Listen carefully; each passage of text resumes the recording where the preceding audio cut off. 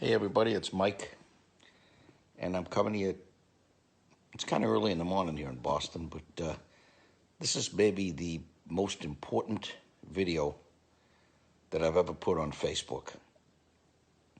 Something clicked for me today. I saw something on online, and everything just clicked. I've been thinking about this, what's happened in the Democratic Party, and why things are happening the way they're happening, and why this is such an important election, probably the most important election in the modern history of our country.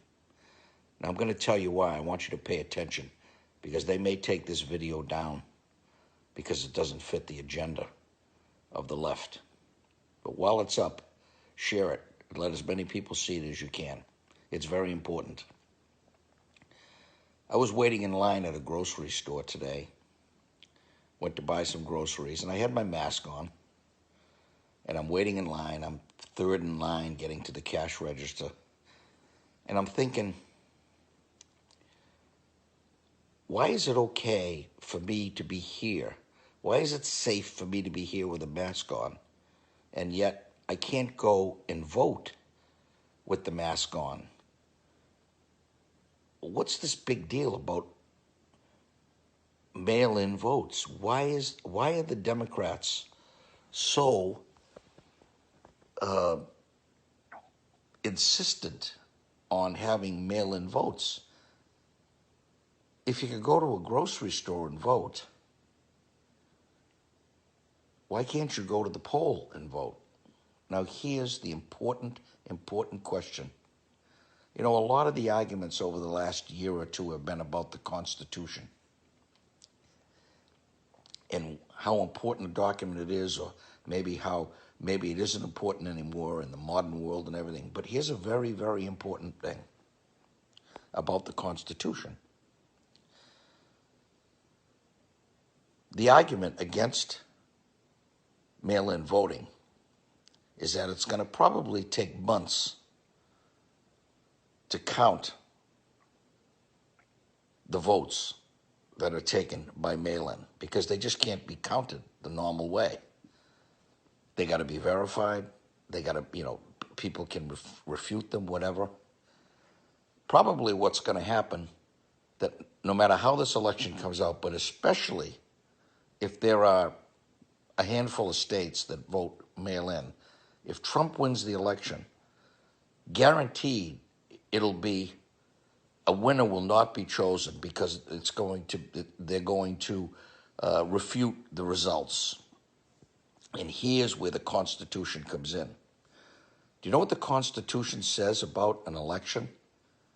That a declared winner has not happened by January 20th, when it's the date that he's supposed to be sworn in as the new president, or she's supposed to be sworn in as the new president.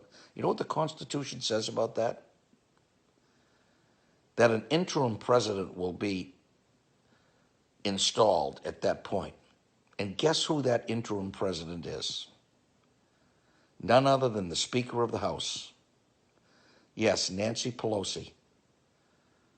She would be made the interim president of the United States. A strong possibility that she will be, if we have mail-in voting. Why doesn't the press talk about this? Why doesn't anyone inform us the way we should be? It's time for us patriots to stand up. It's time for patriots to come for the salvation of their country, just like the patriots did when they stood up to the British. We have to stand up to this. We cannot be silent. And I'm not calling for people to take guns out or do anything like that. May have to someday. But right now, the way we stand up is to get out and vote,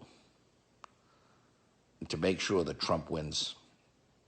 But even if he does, these evil-intended people who are running our government, you see the fixes in everywhere. January 20th is going to be an important date. And mark my words, don't be surprised if you see interim president Nancy Pelosi. Can you imagine that? God have mercy on us if that happens. Think about this. Share this with everybody that you know. Fact check it. Check the Constitution. See what it says. That's what it says. If a winner is not declared by January 20th in the election, then the Speaker of the House becomes interim president. God have mercy on us. Get out there and vote. And vote for Trump. Amen.